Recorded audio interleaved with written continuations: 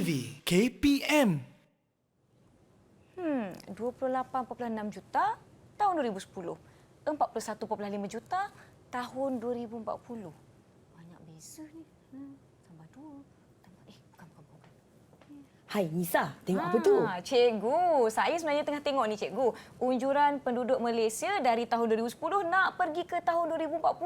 Banyak beza cikgu. Agak-agak cikgu kan boleh capai ke 41.5 juta penduduk di Malaysia tahun 2040 nanti? Okey, untuk tahu sama ada kita dapat capai atau tidak, pada 2040, 41.5 juta ni, kita kena gunakan pemodelan matematik, Nisa. Guna apa cikgu? Pemodelan matematik. Pemodelan matematik? Ya. Apa tu?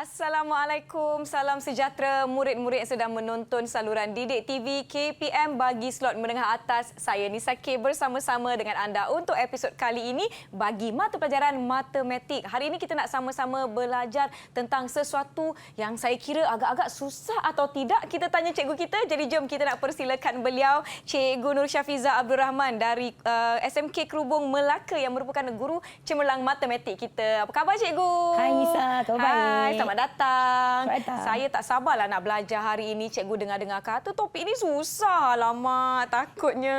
Jangan risau Nisa, nanti kita dah belajar, dia akan jadi senang. Baiklah, hari ini murid-murid kita juga dibantu oleh juru bahasa isyarat, iaitu Cikgu Muhammad Bukhari Cik Hassan yang merupakan guru bahasa isyarat dari Sekolah Kebangsaan Pendidikan Khas Selangor, Shah Alam, Selangor. Sehari ini kan cikgu, saya kira saya tidak bersorangan. Saya mungkin memerlukan sedikit bantuan. Cikgu ada bawa sesiapa tak dengan kita hari ini? Ada. Baiklah, bersama-sama dengan kita pada hari ini ialah 4 orang murid yang ayu jelita dari SMK Kerubung Melaka. Hai. Baiklah, saya perkenalkan satu persatu. Yang pertama kita ada Nabila Hazira binti Jamaluddin. Hai Nabila Hazira. Kedua kita ada Nur Arina Umaira binti Yahya. Aina Umaira, selamat datang. Ketiga kita ada Nur Aina Batrisha binti Nur Azmizan. Hai Aina Batrisha.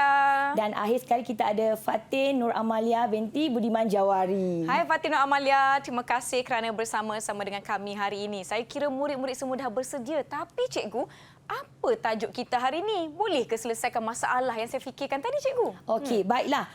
Topik kita pada hari ini murid-murid ialah pemodelan matematik. Baik. Matematik menengah atas tingkatan 5. Baiklah, kita teruskan. Apakah sebenarnya pemodelan matematik? Okey. Dunia kita sebenarnya dipenuhi dengan pelbagai soalan yang penting yang tidak terjawab. Misalnya, adakah kenaikan paras laut akan memberi kesan kepada negeri-negeri pesisir pantai di Malaysia? Berapa kos perbelanjaan untuk belajar di kolej atau universiti dalam tempoh 10 tahun akan datang? Baik. Dan adakah jumlah penduduk di Malaysia akan melebihi 40 juta orang? Baiklah, untuk soalan-soalan ini, jawapan kepada soalan ini semua akan sentiasa dikaji oleh penyelidik. Jawapan sama ada boleh terjawab atau tidak, mungkin. Tetapi mereka akan sentiasa mencuba untuk mencari penyelesaian melalui penggunaan matematik. Sama ada mereka akan mencipta sesuatu melalui penciptaan, melalui aplikasi ataupun melalui model matematik. Baik. Jadi, sebenarnya Nisa dan murid-murid yang berada di rumah, apa itu model matematik? Ia ialah satu perwakilan bagi satu sistem atau senario yang digunakan untuk memperoleh kefahaman secara kualitatif dan atau kuantitatif bagi masalah dunia sebenar serta meramal perlakuan masa depan. Jadi kalau kita nak ringkaskan, dia sebenarnya ialah hubungan matematik yang menghuraikan masalah dunia yang sebenar. Baik. Okey, baiklah. Jika kita lihat, apa pula pemodelan matematik? Baiklah, pemodelan matematik ini sebenarnya ialah proses untuk membuat model matematik, proses untuk membina model matematik itu sendiri. Melalui apa? Melalui masalah dunia sebenar. Macam tadi kan Nisa, kita ada masalah. Sama ada capai atau tidak 41.5 juta dalam tahun 2040, betul? Masalah itu sebenarnya kita akan terjemahkan sebagai satu masalah matematik. Kemudian kita akan selesaikan masalah matematik tersebut dan akhirnya kita akan tafsir penyelesaian matematik dalam konteks masalah dunia sebenar. Itulah sebenarnya pemodelan matematik. Oh, barulah kita faham maksud dan konsep pemodelan matematik tu. Tak sabarlah nak guna macam mana untuk menyelesaikan persoalan saya sebentar tadi. Tapi kita nak tanya murid-murid kita hari ini, adakah anda faham? Kalau faham maksud dan konsep pemodelan matematik ni, beri 2 thumbs up. Yeay! Nampaknya murid-murid kita faham. Mereka pun nampak macam saya faham, saya bersemangat. Murid-murid di rumah diharapkan begitu juga. Kita akan rehat seketika, jangan ke mana-mana. Kembali selepas ini ke slot menengah atas di saluran Didik TV KPM.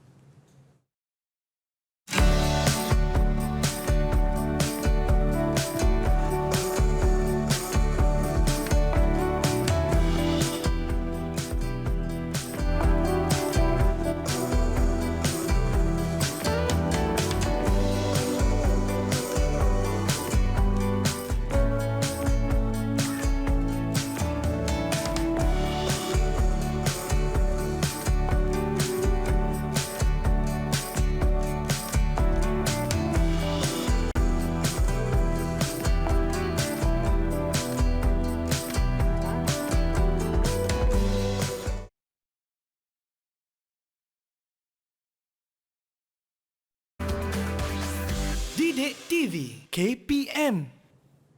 Murid-murid, anda sedang menonton slot menengah atas di saluran Didik TV KPM bagi mata pelajaran matematik, dan topik kita bersama Cikgu Nur Syafizah hari ini ialah pemodelan matematik. Saya pasti murid-murid nak tahu, Cikgu, apa komponen-komponen yang terdapat dalam pemodelan matematik ni, Cikgu? Silakan. Okey, baiklah. Terima kasih, Nisa.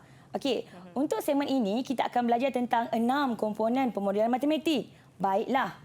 Cuba perhatikan masalah di bawah. Baik. Okey, di bandar A terdapat 40,000 orang penduduk. Diketahui 45% daripada penduduk di bandar itu mengamalkan tabiat menggitar semula. Botol minuman plastik terpakai. Jika setiap orang di bandar itu menggunakan 5 botol minuman plastik setiap minggu, berapa banyak botol minuman plastik yang digitar semula setiap minggu di bandar tersebut? Baiklah, jika kita lihat soalan ini biasa ditanya dalam buku-buku matematik. Betul? Dan soalan ini mempunyai maklumat yang lengkap. Murid-murid perlu mengaplikasikan konsep peratus. Mereka boleh mengira dengan baik kerana soalan ini adalah soalan respon terhad. Baiklah, bagaimana pula dengan situasi yang di bawah?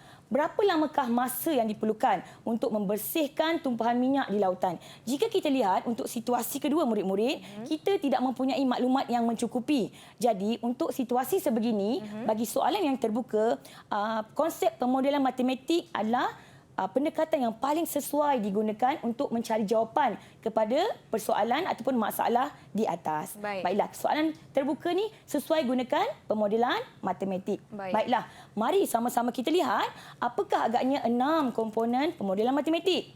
Yang pertama, mengenal pasti dan mendefinasi masalah.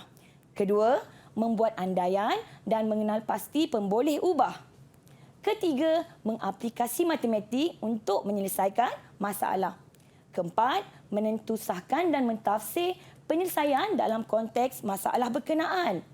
Kelima, memurnikan model matematik. Dan yang terakhir, melaporkan dapatan. Baiklah, keenam-enam komponen ini sebenarnya boleh saya ringkaskan dengan gambar rajah yang berikut. Maksudnya, jika kita mempunyai masalah dunia sebenar, pertama, kita perlu mengenal pasti dan mendefinisi masalah. Kedua, kita perlu membuat andaian dan mengenal pasti pemboleh ubah.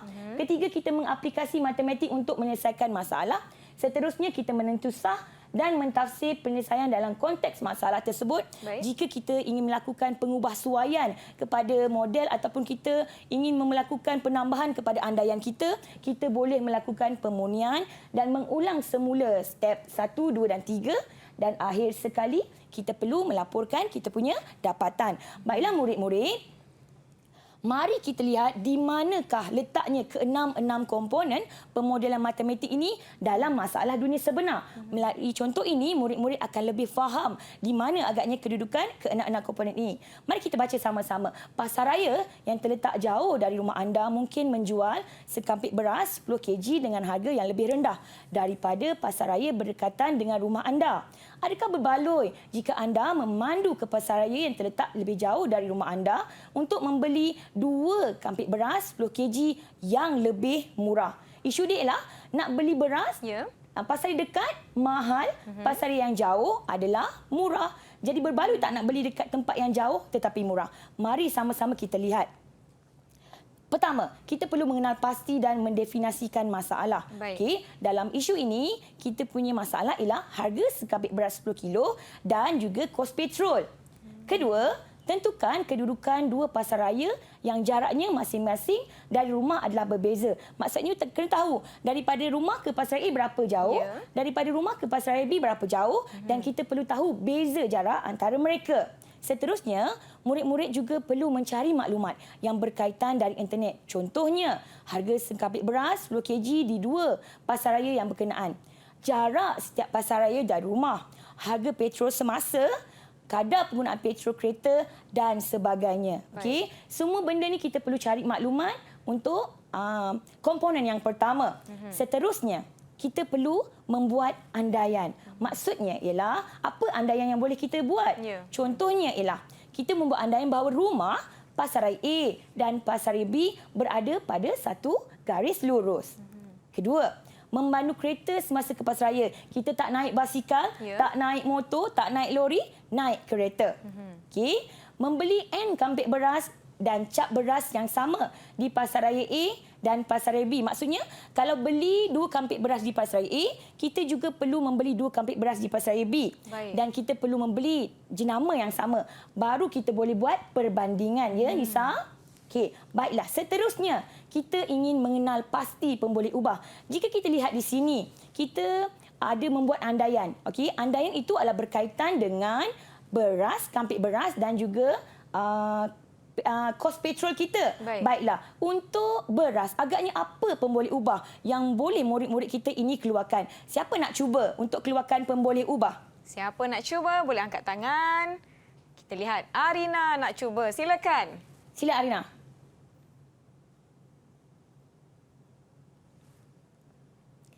Ya, Arina? Saya rasa harga beras. Okey, harga beras. Ya, terima kasih Arina. Betul, kita perlu tahu harga beras di Baik. pasar raya A dan juga pasar raya B. Baiklah, bila kita cakap tentang pemboleh ubah, murid-murid boleh melakukan perwakilan bagi mewakili pemboleh ubah harga. Boleh pilih huruf yang sesuai. Ya. Okey, kita tak semestinya huruf P. Kalau murid-murid suka huruf X, boleh letak huruf X, tak kisah. Baiklah, seterusnya ialah apa? Siapa nak bagi penerangan tentang pemboleh ubah yang kedua? Silakan. Nabila Hazira. Nabila Hazira, silakan Nabila Hazira. Saya cuba teacher. Ya, silakan. Saya rasa bilangan sekampit beras 10 kg dibeli. Okey, betul. Kita nak beli beras kan? So, kita Ya. kena tahu berapa kampit kita nak beli. 3 kampit, 4 kampit. Dalam persoalan kita, kita perlu membeli 2 kampit. Dan bila kita dah tahu harga dan kita dah tahu bilangan beras, kita boleh cari berapakah beza harga yang dibayar untuk membeli beras. Baik. Selesai untuk beras, kita pergi pula kepada petrol. Baiklah, agaknya untuk petrol apa pemboleh ubah yang boleh kita keluarkan? Silakan. Siapa nak tahu? cuba? Fatin Nur Amalia nak tahu. Okey, Nak tahu. silakan, Dia tahu Fatin. dia nak kongsikan. Saya nak cuba, teacher. Ya.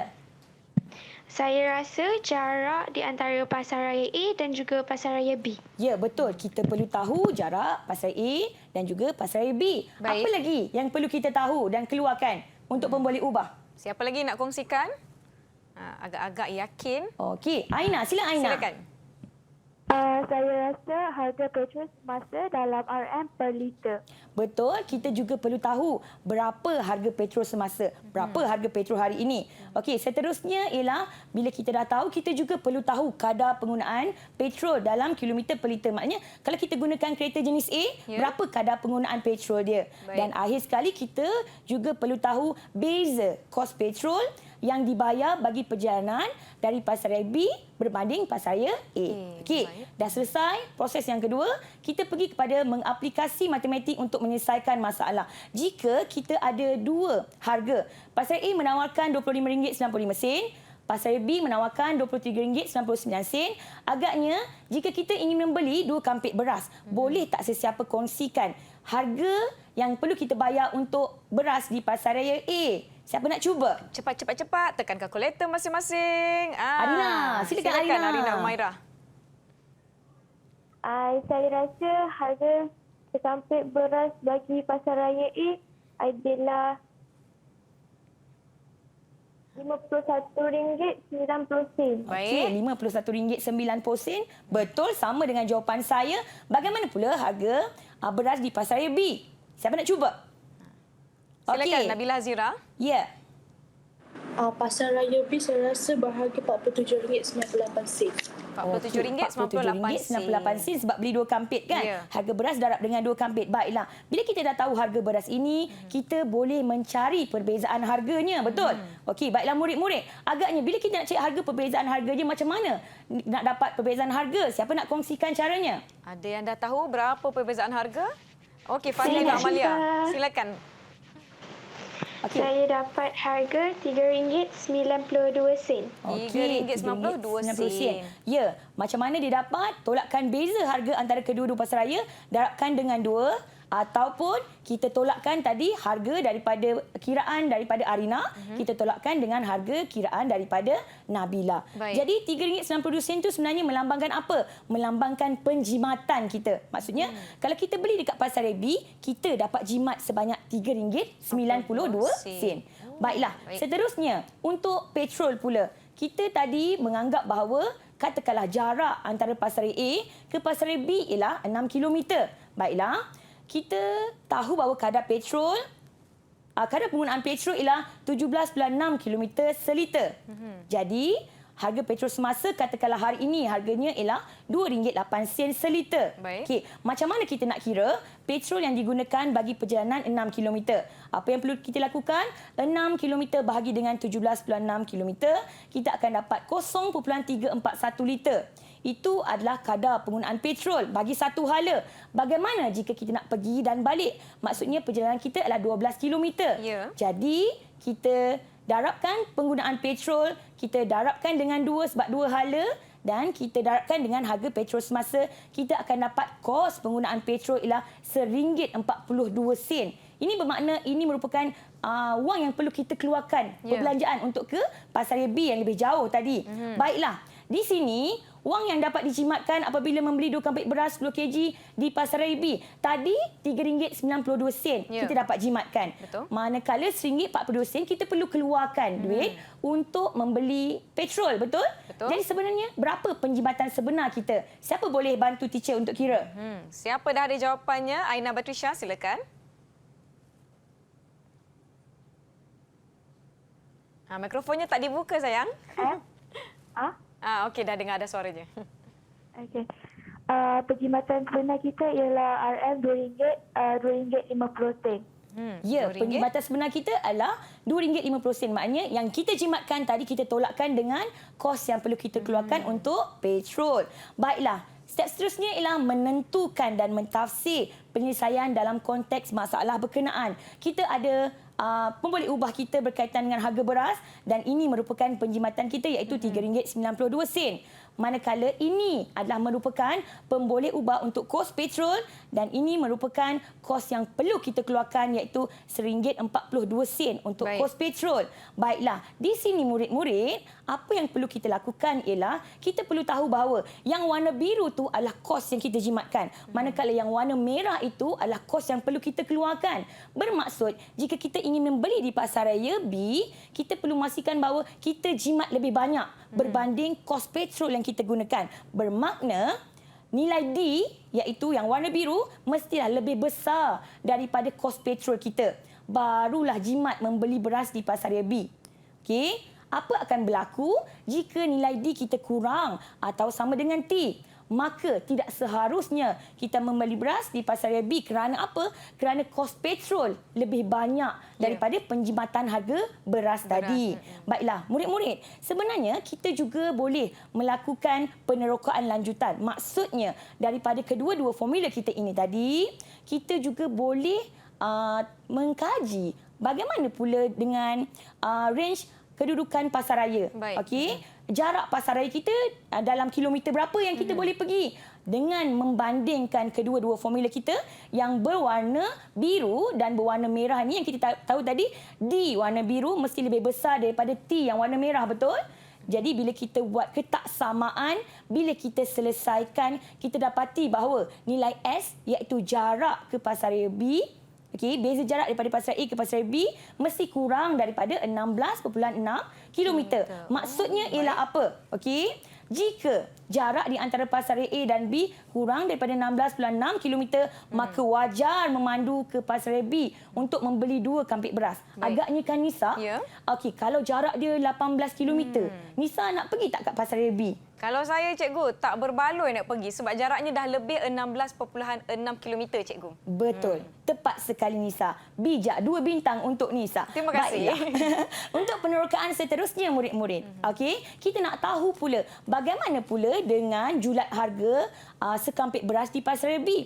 Harga sampai mana yang kita nak pergi beli kat sana? Okey, kita juga perlu membandingkan formula yang pertama yang berwarna biru D iaitu beza harga beras mesti lebih besar daripada beza kos petrol.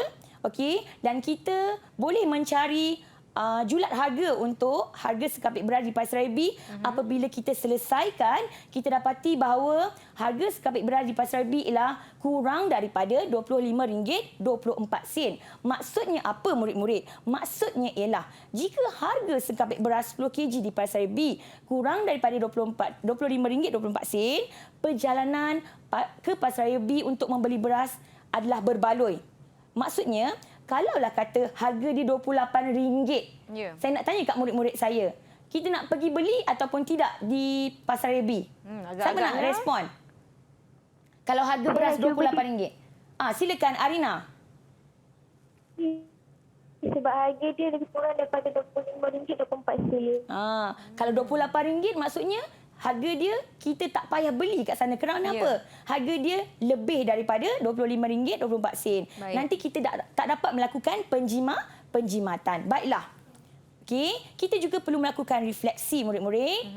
Kita boleh tanya dekat diri kita, okey? Adakah andaian kita relevan dan boleh dipertahankan? Baik. Okey, adakah model ini mengikut andaian yang dibuat? Adakah terdapat andaian yang lain yang perlu dibuat?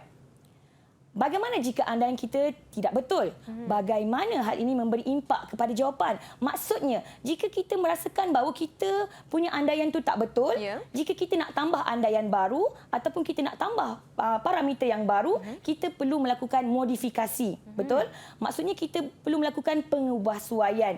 Jadi, di sinilah kita boleh melakukan komponen yang seterusnya. Baik. Dalam komponen keempat ni sebenarnya murid-murid, kita nak tentu sahkan kita punya model yang kita buat tadi. Adakah dia menjawab persoalan kita dan menyelesaikan masalah kita? Okey. Jika tiada berlakunya pengubahsuaian, okey, kita boleh teruskan untuk memunikan model kita. Okey. Tadi kita lihat bahawa kita membuat andaian bahawa kedudukannya adalah dalam satu garis lurus. Ya. Okey, andaian yang dibuat tentang lokasi rumah pasaraya A dan pasaraya B yang berada pada satu garis lurus perlu dikaji semula. Jika lokasi ketiga-tiga tempat ini tidak terletak di atas satu garis lurus, bagaimana hal ini memberi impak kepada model kita? Jika andaian baru dibuat, maka model perlu diubah untuk menggambarkan perubahan ini. Tadi kita dah ada model kita yang kita dah buat dalam komponen yang keempat. Baik. Tetapi kalau kita melakukan modifikasi dan kita membuat andaian yang baru, kita perlu mengulang semula daripada komponen satu dan kita akan teruskan dan selesaikan untuk dapatkan model yang baharu. Dan akhir sekali, selepas model itu kita dah yakin dan kita dah rasa dia rasional, barulah kita teruskan dengan melaporkan dapatan kita. Baiklah murid-murid, melaporkan dapatan ni sebenarnya adalah proses yang berterusan sepanjang komponen dari 1 sampai 5 tadi. Okey, murid perlu membuat kesimpulan daripada dapatan yang lengkap. Maksudnya Nisa, maksudnya murid-murid, kita perlu membuat kesimpulan dan segala model, segala pemboleh ubah yang kita laporkan tadi, kita perlu masukkan dalam kita punya laporan. Okey, apa kesimpulan yang kita buat tadi ialah jika D lebih daripada T, maka lebih jimat membeli beras di pasaraya B. Kedua, jika D kurang atau sama dengan T, maka tidak seharusnya membeli beras di pasaraya B.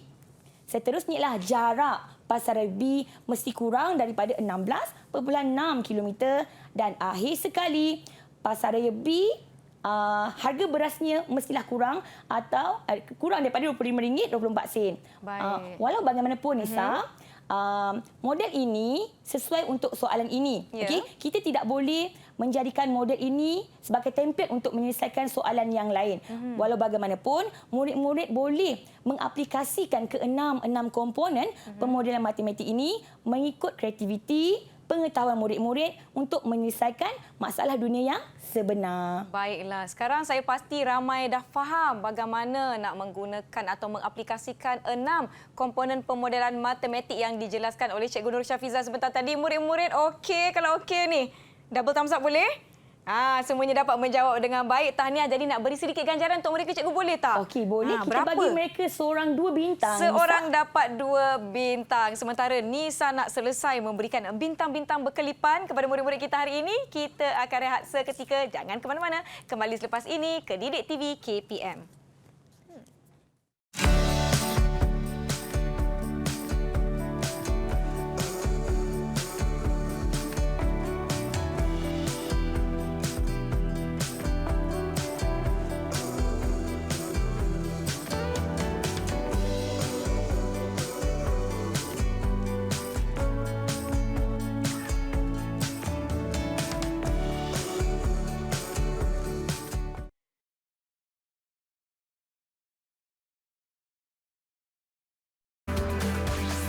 Didik TV KPM. Kembali menonton saluran Didik TV KPM. Anda sedang menonton slot menengah atas bersama-sama Cikgu Nur Syafiza. Kita belajar mata pelajaran matematik bagi topik pemodelan matematik. Tetapi kan cikgu, macam mana kita nak aplikasikan pemodelan matematik ini dalam masalah dunia sebenar kita hari ini, cikgu? Silakan. Okey, terima kasih Nisa. Baiklah murid-murid, kita akan belajar tentang pemodelan matematik dalam masalah dunia sebenar. Mari kita lihat. Masalah dunia sebenar kita pada hari ini ialah perkhidmatan pembersihan. Baiklah, di sini Puan Zaitun ingin menggunakan perkhidmatan pembersihan untuk membersihkan rumahnya berdasarkan iklan di bawah. Okey, pertama, perkhidmatan pembersihan Bob. RM10 setiap lawatan ke rumah, tambahan RM20 sejam. Manakala perkhidmatan pembersihan Ma, RM30 setiap lawatan ke rumah dan tambahan RM15 sejam. Baiklah murid-murid, perkhidmatan manakah lebih murah dan berbaloi untuk suatu jangka masa tertentu? Baik. Kita lihat kan untuk syarikat Bob ni, sekali dia datang, kita kena bayar RM10 dan setiap jam kena bayar RM20. Ya. Manakala syarikat Ma, sekali dia datang, RM30 kita kena bayar dan tambahan RM15 setiap jam. Okey, kita tengok ada nilai RM10, ada nilai RM30 untuk lawatan, betul? Dan ada RM20 dan RM15 untuk kos bagi 1 jam. Baik. Yang mana lebih berbaloi dalam jangka masa tertentu? Maknanya murid-murid perlu mengaplikasikan ke-6 komponen pemodelan matematik untuk menyelesaikan soalan sebegini kerana kita tidak mempunyai maklumat yang mencukupi kerana apa? Jangka masa tidak ditetapkan. Okey, baiklah. Mari sama-sama kita lihat. Komponen yang pertama ialah mengenal pasti dan mendefinisi masalah. Baiklah, mari kita tanya dekat murid-murid kita yang cerdik ni. Jom. Agaknya apakah masalah dan definisinya? Silakan, siapa nak cuba? Siapa dapat kenal pasti? Fatin Nur Amalia. Silakan. Saya rasa kita ingin mengenal pasti mana satu syarikat yang menawarkan tawaran yang lebih berbaloi, sama ada syarikat Bob ataupun syarikat Ma. Okey, baiklah. Mari kita bandingkan jawapan. Syarikat pembersihan yang menawarkan kos perkhidmatan yang murah dan berbaloi bagi satu jangka masa tertentu. Jadi, masalah kita ialah adakah syarikat pembersihan Bob yang menawarkan kos perkhidmatan yang murah dan berbaloi ataupun syarikat Ma yang berbaloi. Jadi, tepatlah tadi jawapan Fatin Nur Amalia. Ya. Bagus Fatin, tahniah kerana berani mencuba. Baiklah, seterusnya untuk komponen yang kedua ialah membuat andaian. Okey, apa agaknya andaian yang boleh kita buat? Yang pertama, syarikat pembersihan Bob menawarkan kos perkhidmatan murah berbanding syarikat Ma dari segi lawatan ke rumah. Baik. Kalau kita tengok iklan tadi kan Nisa, kita dapati syarikat Bob menawarkan lawatan RM10 sahaja. ya berbanding syarikat Ma. RM30, cikgu. Ya, pandailah Nisa ni. Okey, kedua ialah andaian kita ialah syarikat pembersihan Ma menawarkan kos perkhidmatan murah berbanding syarikat Bob dari segi tambahan masa perkhidmatan. Okey, syarikat Ma tadi ditawarkan RM15. ya pandai, manakala syarikat Bob RM20. Pandailah Nisa, betul. Jadi itulah kita punya andaian. Okey, seterusnya ialah kita nak mengenal pasti pemboleh ubah. Pemboleh ubah ni sebenarnya adalah apa? Nilai-nilai yang kita tidak ketahui dan kita boleh wakilkan dia dengan sebarang huruf, okey, sebagai pemboleh ubah. Siapa nak cuba untuk mengeluarkan dan mengenal pasti pemboleh ubah untuk masalah kita hari ini? Silakan. Siapa nak cuba? Patricia, silakan. Saya rasa pemboleh ubah dia ada dua, masa dan kos perkhidmatan. Masa dia tak tentu, mungkin boleh dalam 1 jam, mungkin boleh dalam 2 jam.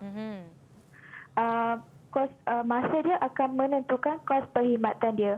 Baik. Okey, penjelasan yang tepat daripada Aina Patricia. Yang pertama kita punya pemboleh ubah ialah masa. Berapa jam kita nak guna? Puan Zaitun ni nak guna 1 jam ke, 2 jam ke, 3 jam. Okey, kemudian Puan Zaitun ni perlu membayar kos perkhidmatan berdasarkan berapa jam perkhidmatan yang dia ambil. Baik. So saya wakilkan dia masa sebagai X dan kos perkhidmatan sebagai Y. Daripada sini sebenarnya untuk komponen yang ketiga, murid-murid kita perlu mengaplikasikan matematik. Kita perlu gunakan ilmu matematik yang kita dah ada tadi untuk menyelesaikan masalah ini. Daripada iklan kita tadi, kita boleh buat apa murid-murid? Kita boleh membina jadual berdasarkan situasi yang diberikan. Baiklah, murid-murid boleh membina jadual. Di sini kita boleh lihat bahawa untuk yang warna biru adalah mewakili kos syarikat perkhidmatan pembersihan Bob. Kita tahu kan, syarikat perkhidmatan Bob ni untuk lawatan perlu membayar sebanyak RM10. Kemudian setiap jam kena tambah RM20, RM20, RM20 sampailah 8 jam. Okey. Warna merah ini pula mewakili kos perkhidmatan syarikat pembersihan MAH. Kita tahu bahawa satu kali lawatan kita perlu membayar RM30. Manakala untuk setiap jam kita perlu tambah sebanyak RM15, betul? Dan yang warna putih ni kita wakilkan sebagai masa. Kenapa saya bermula dengan Sifa? Kerana Sifa ni dia tak gunakan perkhidmatan lagi. Dia datang saja kena bayar RM10. Dia datang saja kena bayar RM30. Dan masa yang pertama terus kena bayar tambahan RM20 dapat RM30, tambahan RM15 dapat RM45. Murid-murid boleh membina jadual berikut. Daripada jadual ini murid-murid boleh melakukan plotting, okey? Boleh memplotkan di mana paksi X mewakili masa, manakala paksi Y mewakili kosnya.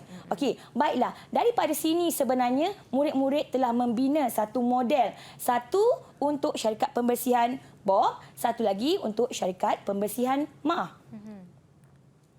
Daripada sini sebenarnya, okey, model matematik telah dapat dihasilkan. Okey, apakah model kita yang pertama, murid-murid? Model kita yang pertama untuk syarikat perkhidmatan Bob ialah Y sama dengan 20X tambah dengan 10.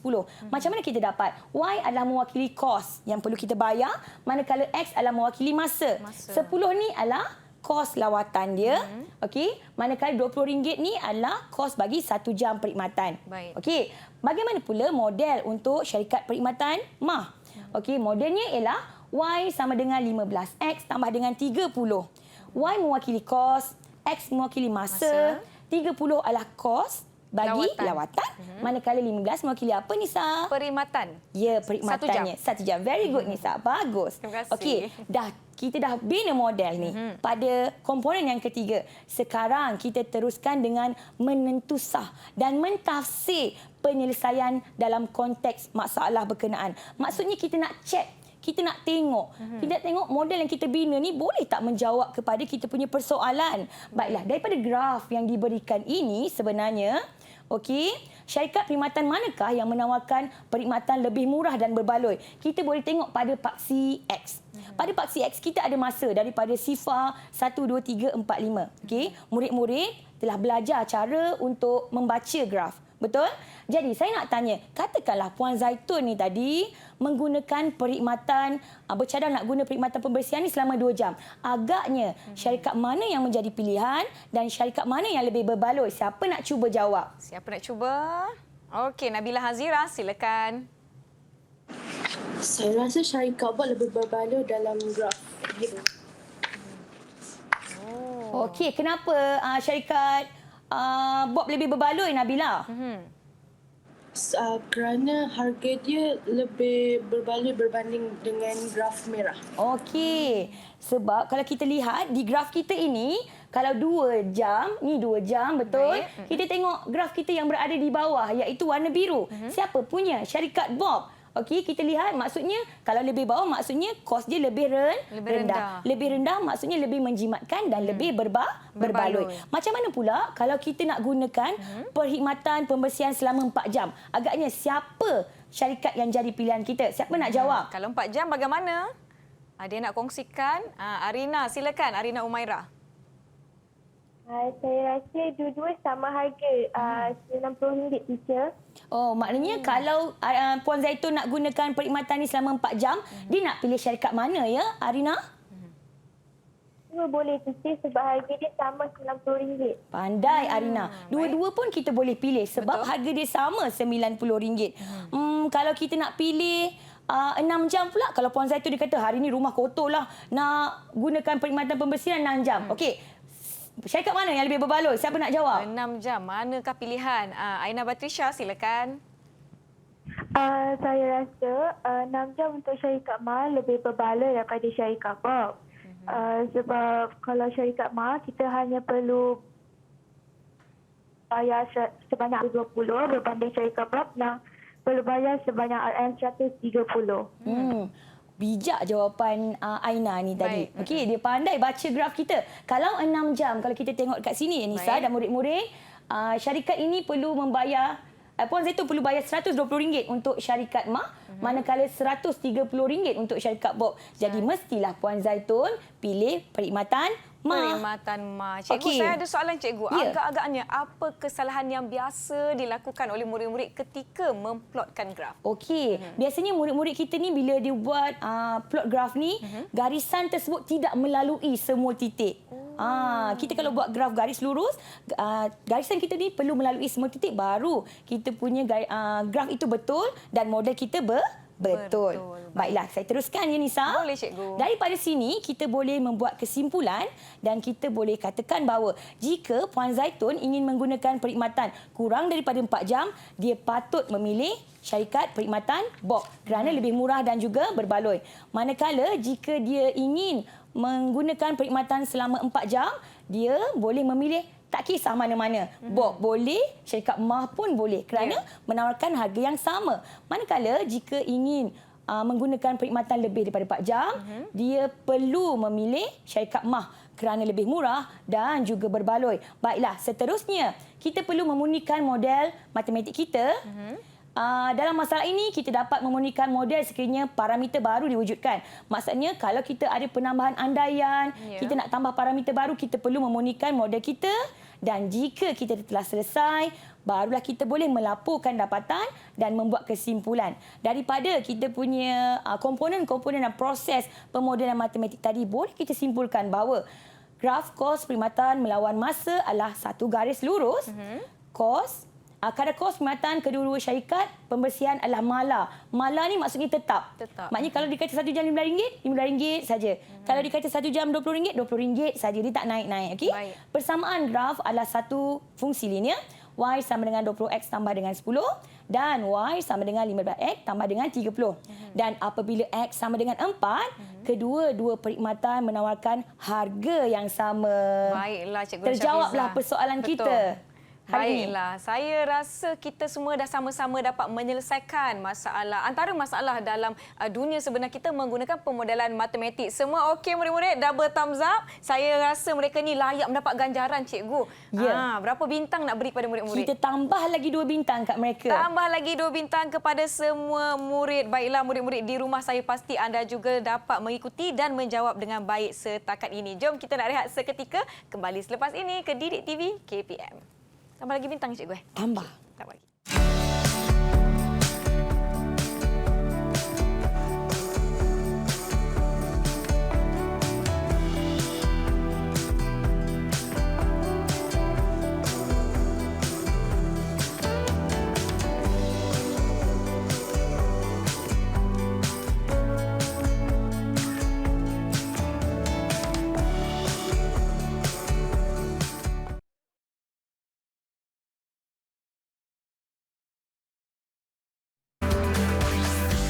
Didik TV KPM.